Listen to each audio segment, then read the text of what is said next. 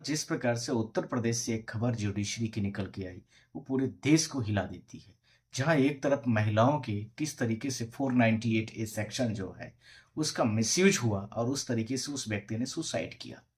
उसी के विपरीत में पुलिस और जुडिशरी उसके साथ में कितना बुरा बर्ताव किया, इसके बारे में ही पूरे भारत देश को दिख गया।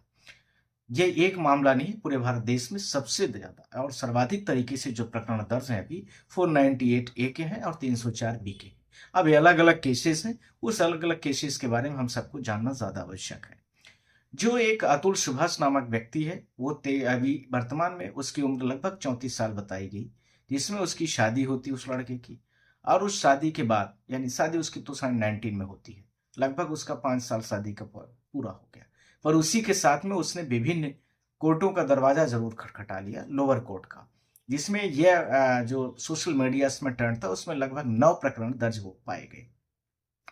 पत्नी के द्वारा पति के ऊपर। और हो सकता है कि पति के द्वारा भी कुछ लगाए गए ऑफेंसेस हों,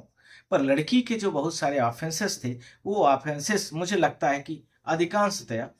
अधिकांशतया केसेस में इस प्रकार से पाया जाता है कि लड़कियां कई बार उसका मिसयूज करती हैं, या मायके वाले उनके उस चीज का, उस लॉस का, उस क्लॉज का, उस सेक्शंस का, उस ऑफेंस को डरा करके, धमका करके कई बार ऐसे यूजेस कर लेती हैं। उसी में से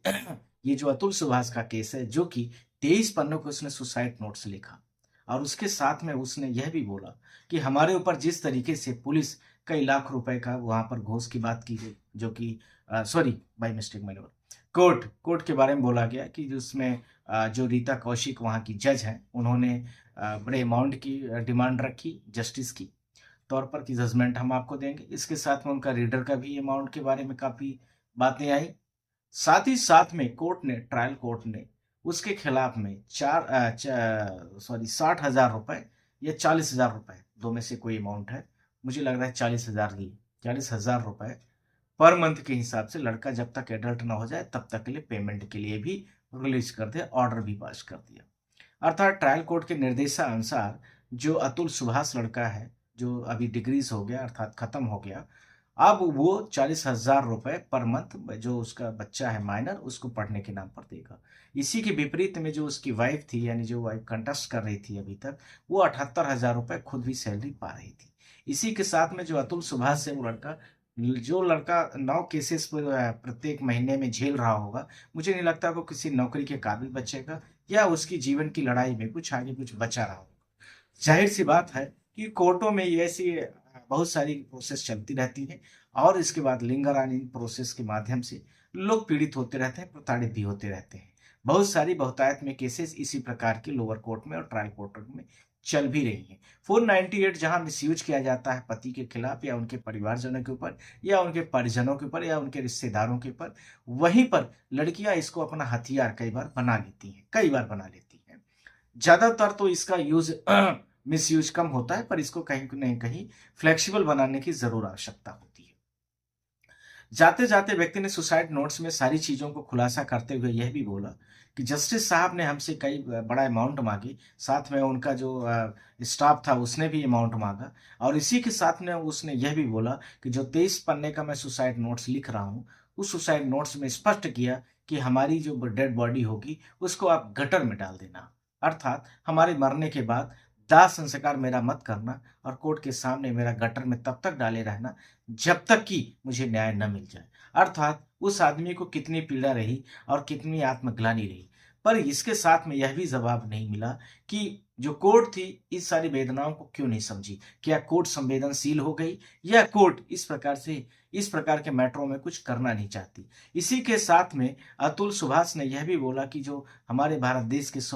पूरे भारत देश के जो बार के वकील हैं, वह भी इसमें इन्वॉल्व हो, पर उसके अतुल सुभाष के भाई ने भी रिक्वेस्ट किया है इस चीज को लेकर के कि जो सुप्रीम कोर्ट बार एसोसिएशन के चेयरमैन है, वो भी इस केस में इन्वॉल्व हो और इंटरेस्ट भी।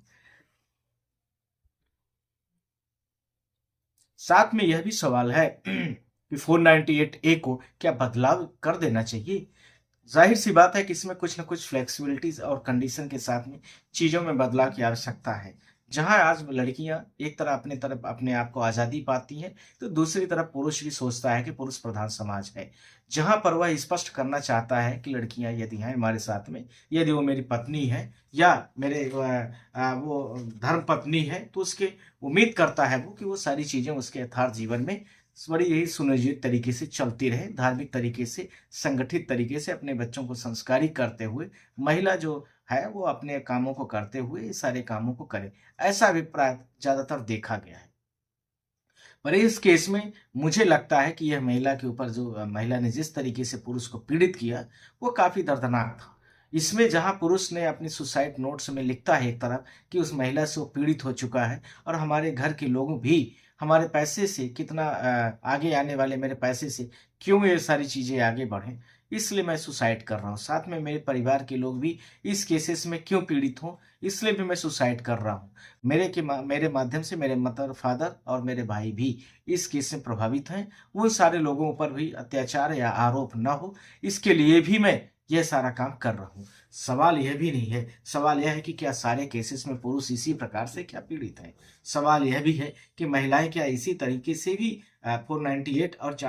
304 बी का सारा यूज़ कर रही हैं? 498 ए में जहाँ पर दहेज प्रताड़ना पीड़िता से संबंधित है, वहीं पर 304 बी जो है, ये पब्लिक न्यूसेंस के मामले में ज़्यादातर यूज़ कर दिया जाता है और यह माना जाता है कि लड़की जो सुसाइड की है, वह 304 को ऐसा समझने की आवश्यकता है कि 302 की लगभग टर्म कंडीशन के बराबर होता है। पर पुलिस कई बार इसमें सेक्शंस में नहीं करती है और कई बार कर भी लेती है। जहाँ करती है तो यह देखना भी आवश्यक हो जाता है कि ये 304 भी जो है वह कहीं पर किसी को मृत्यु हो गई या उसने सुसाइड कर लिया तो 304 भी लग जाता है। तो ज़ाहिर-सी बात मान ली जाती है कि वहाँ पर ऐसे केसेस की संभावना बनती है। पर यह भी है, सवाल यह भी स्पष्ट है कि जहाँ पर ऐसी कंडीशन नहीं बनी है, तहाँ पर इतना कठोरता के साथ में इस नियम को लागू करा देना, मुझे लगता है कि जहाँ पुरुष एक तरफ दिन भर नौकरी-चाकरी करता है और पूरे घर का खर्चा भी चलाता है, बच्चों को पालता-पोसता भी है, कोशिश करता है कि मैं अपने बच्चों को द बेस्ट दे सकूँ। वहीं पर महिलाओं को थोड़ा-सा इस चीज़ के बारे में और साथ में पार्लियामेंट को भी इस चीज़ के बारे में थोड़ा-सा फ्लेक्सिबल होने की चांसेस हैं, न कि 100%। साथ में यह भी सवाल है, मेरे अपील भी है कि जो इस तरह से केसेस जेन्युइन हो, उन्हीं में केसेस लगे, उन्हीं के ऊपर आरोप लगाए जाए और उन्हीं के ऊपर अरेस्ट भी किया जाए, पर जो जेन्युइन ना हो, उन पे न लगाए। सवाल यह उठता है कि इस प्रकार से यदि पुरुष कर रहा है और इस तरह से इस केस में जो अतुल सुभाष का केस है, उस केस में उस महिला के ऊपर क्या आरोप लगाए जाने चाहिए? मेरे नज़र में उस महिला के ऊपर तत्काल एफआईआर लॉन्च करना चाहिए। साथ में जो व्यक्ति इस तरह से सुसाइड कर लिया, उसके मुझे लगता है कि मेरे नज़र पर उनके ऊपर बड़े ऑफेंसेस लगना चाहिए और इस प्रकार से जो महिला के कहने मतलब सारी चीज़ें हुई और पुरुष को सुसाइड के जगह पर आना पड़ा, तो 304 भी उन लड़की के ऊपर भी लगना चाहिए। जिसका मिनिमम पनिशबल ऑफेंस 10 इयर्स का है। मुझे लगता है कि जहाँ एक तरफ यह इस जजमेंट के माध्यम से जहाँ एक तरफ पूरे देश में यदि कुछ भी गलत महिला की तरफ से भी ना हो और पुरुष की तरफ से ना हो, जहाँ बैलेंस बनता हुआ दिखेगा, वहाँ वहीं इसी के साथ में कुछ ऐसा भी लैंडमार्क जजमेंट आएगा कि जिससे महिलाएं बैलेंस भी हो जाएंगी और साथ में पुरुष भी अपनी चीज़ों को कंट्रोल करके ही चलेंगे। साथ ही साथ में यह भी ज़रूर आवश्यक हो जाएगा कि पूरे भारत देश में इस प्रकार की घटनाएं जो गलत तरीके से फोर्ज केस होते हैं, उनमें भी कहीं न कहीं निजात मिलेगी और कमी भी आएगी। यदि सच्चाई है तो वहाँ होना चाहिए, पर यदि सच्चाई कम है तो वहाँ कम से कम होने की चांसेस भी रखना चाहिए। सवाल यह भी है कि क्या कौशिक जो गीता कौशिक थी जस्टिस जज, उन्होंने ऐसा क्यों नहीं उसके ऊपर उसको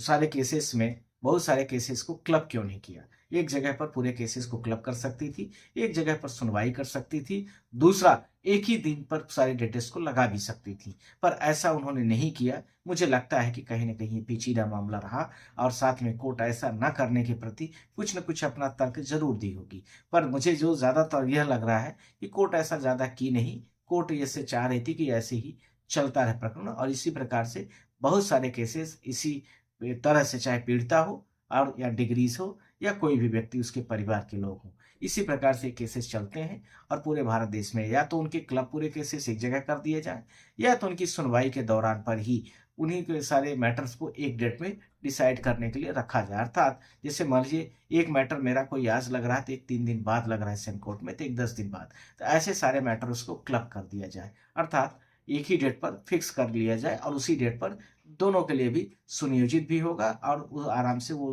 केस को कंटेस्ट भी कर सकते हैं। साथ में इतने बड़े अमाउंट को ना किसी भी पुरुष के ऊपर ना इम्पोज किया जाए कि वो 40,000 50,000 रुपए पर मंथ की बच्चे की पढ़ाई के लिए खर्च करे, जबकि लेडीज वहां पर काफी पढ़ी लिखी है और 80,000 तनख्वाह भी पा रही है। मुझे लगता है कि ऐसी जगहों पर थोड़ा कम भी करने की आवश्यकता है, क्योंकि पुरुष के ऊपर और भी जिम्मेदारियां घर की होती हैं। थैंक यू, बहुत बहुत शुक्रिया। मैं उम्मीद करता हूं कि जल्दी 498A में ये सारी चीजों का संशोधन कुछ न कुछ कोर्ट को जरूर करना चाहिए, और साथ में पार्लियामेंट को भी इतना हार्ड न रहे ये कानून, क्योंकि यह परिवार के लिए